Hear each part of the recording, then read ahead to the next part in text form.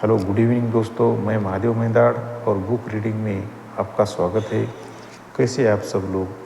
आशा करता हूँ कि आप सब लोग अच्छे होंगे, बढ़िया होंगे, ठीक ठाक होंगे और कल के दिन के लिए आप सभी को मेरे मन से शुभकामनाएं।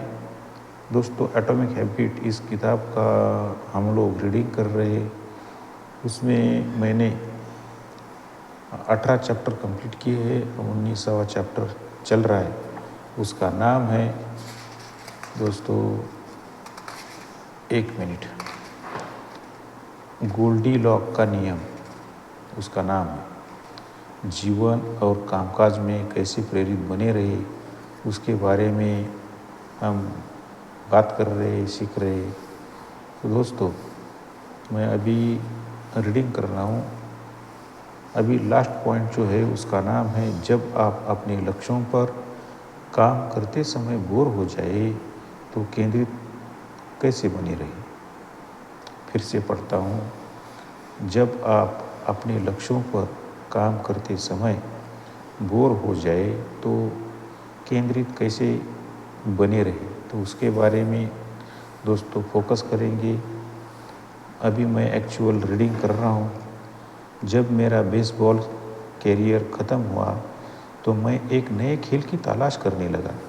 मैं वेट लिफ्टिंग टीम में शामिल हो गया और एक दिन एक एलिट कोच हमारे जिम में आए।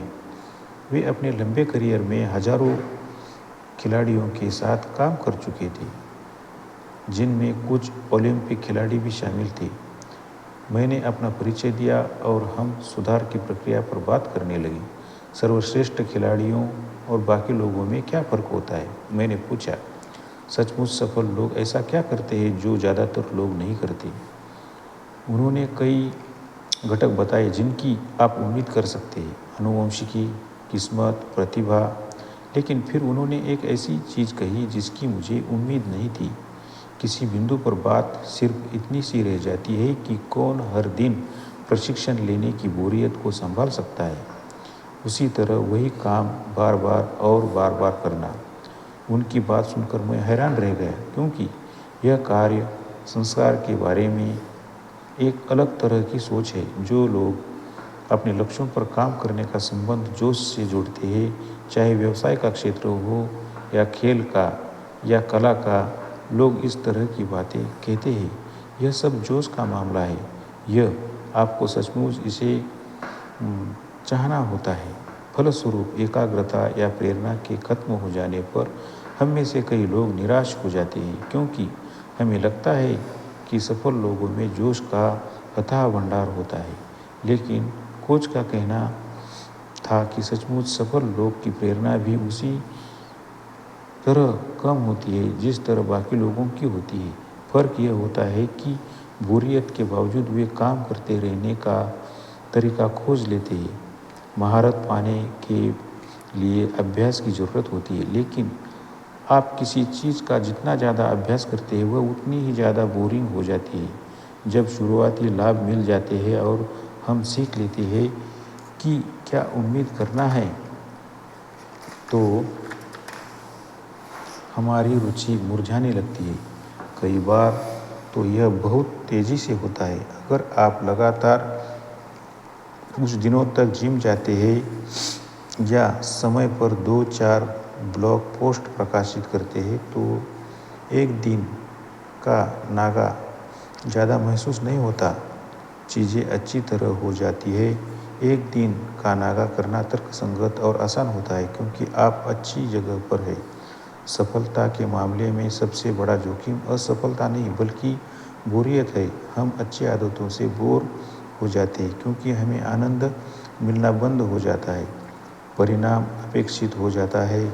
जब हमारी आदतें सामान्य बन जाती है तो हम कुछ नया खोजने के चक्कर में अपनी प्रगति की पटरी से उतरने लगते हैं। शायद इसीलिए हम एक अंतहीन चक्र में उलझ जाते हैं और एक वर्कआउट से अगले वर्कआउट तक, एक डाइट से अगली डाइट तक, एक व्यावसायिक विचार से अगले व्यावसायिक विचार तक कूदते रहते हैं।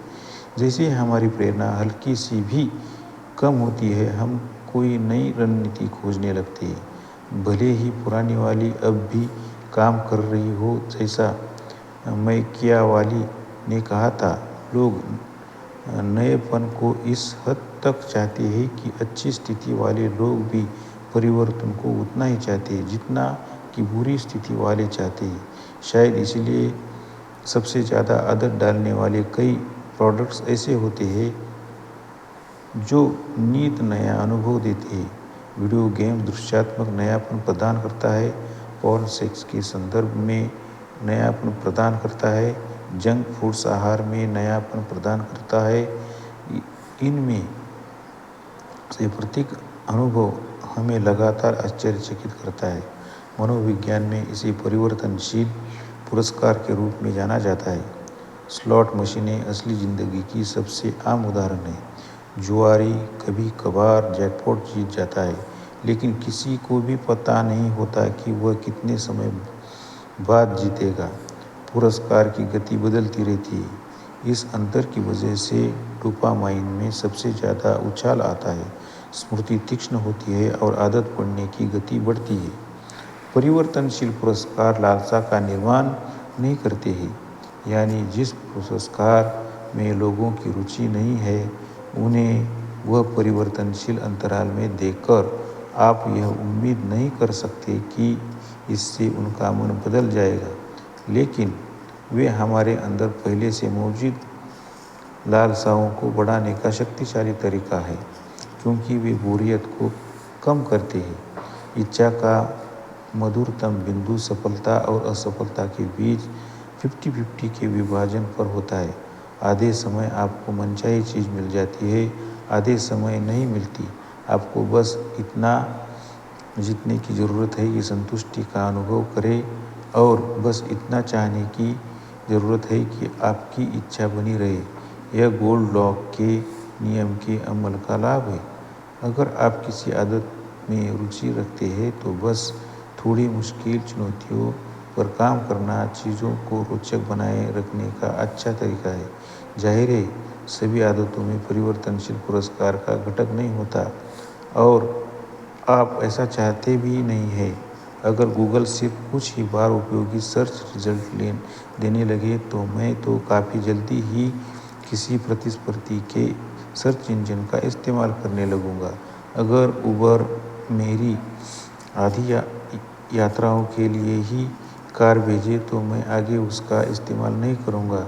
अगर मैं हर रात अपने दांत पर फ्लॉस करूं और केवल कुछ ही बार मुंह साफ हो तो मैं सोचता हूं कि मैं यह काम नहीं करूंगा। परिवर्तनशील पुरस्कार हो या नहीं हो, कोई भी आदत हमेशा रोचक नहीं बनी रहेगी। स्व सुधार की यात्रा के किसी न किसी बिंदु पर हर व्यक्ति उसी चुनौती का सामना करता है। आपको बोरियत से प्रेम करना ही होता है। हम सभी अपने लक्ष्य हासिल करना चाहते हैं और अपने सपने साकार करना चाहते हैं, लेकिन आप चाहे किसी भी चीज़ में बेहतर बनने की कोशिश कर रहे हैं। अगर आप सिर्फ आरामदेह की रोमांचक काम ही करेंगे तो आप कभी इतने निरंतर नहीं बन पाएंगे कि उल्लेखनीय परिणाम हासिल कर लें। मैं गारंटी दे सकता हूँ कि अगर आप किसी आदत को शुरू करने और इसे कायम रखने में कामयाब होते हैं तो कई मौके तो ऐसे आएंगे जब आपका इसे छोड़ने का मन होगा। जब आप कोई व्यवसाय शुरू करते हैं तो कई दिन ऐसे आएंगे जब आपका वहां जाने का मन नहीं होगा। जिम में रहते समय कई ऐसे सेंट होंगे जिन्हें लगाने का आपका मन नहीं होगा। लिखते समय कई ऐसे दिन रहेंगे जब आपका टाइपिंग करने का मन नहीं होगा। लेकिन जब काम चिढ़ाने वाला, दर्दनाक या थकाने वाला हो तभी उसे करने की लगन ही पेशेवर और शौकिया व्यक्ति का फर्क होती है। पेशेवर लोग दिनचर्या पर चलते रहते हैं। शौकिया लोग जीवन को बीच में व्यवधान डालने देते हैं। पेशेवर लोग जानते हैं कि उनके लिए क्या महत्वपूर्ण है और वे उद्देश्यपूर्ण तरीकों से उसी दिशा में काम करते हैं, जबकि शौकिया लोग जीवन की बाधाओं की वजह से दिशा से भटक जाते हैं। लेखक और ध्यान गुरु डेविड केन अपने विद्यार्थियों को अच्छे मौसम वाले ध्यानी बनने से बचने को कहते हैं। इसी तरह आप अच्छे मौसम वाले खिलाड़ी या लेखक या कुछ और नहीं बनना चाहते। जब कोई आदत आपके लिए सचमुच महत्वपूर्ण होती है तो आप हर मोड़ में इसे कायम रखने के लिए तत्पर होते हैं। पेशेवर तब भी काम करते हैं जब उनका मूड सही नहीं होता। हो सकता है कि उन्हें इसमें आनंद नहीं आए, लेकिन इसके बावजूद वे उस काम को कर देते हैं। जिम में ऐसे बहुत से सेट रहे हैं जिन्हें पूरा करने का मेरा मन नहीं होता, लेकिन मुझे कभी इस बात का अफसोस नहीं हुआ कि मैंने वर्कआउट किया। ऐसे बहुत से लेख हैं जिन्हें लिखने का मेरा मन नहीं हुआ, लेकिन मुझे कभी इस बात पर अफसोस नहीं हुआ कि मैंने निश्चित समय पर लेख प्रकाशित नहीं किया।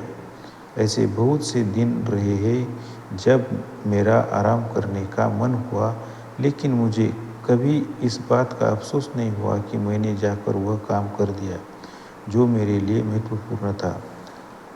उत्कृष्ट बनाने का एकमात्र तरीका एक ही चीज़ को बार बार करके अंतहीन रूप से मनमोहक बनना है।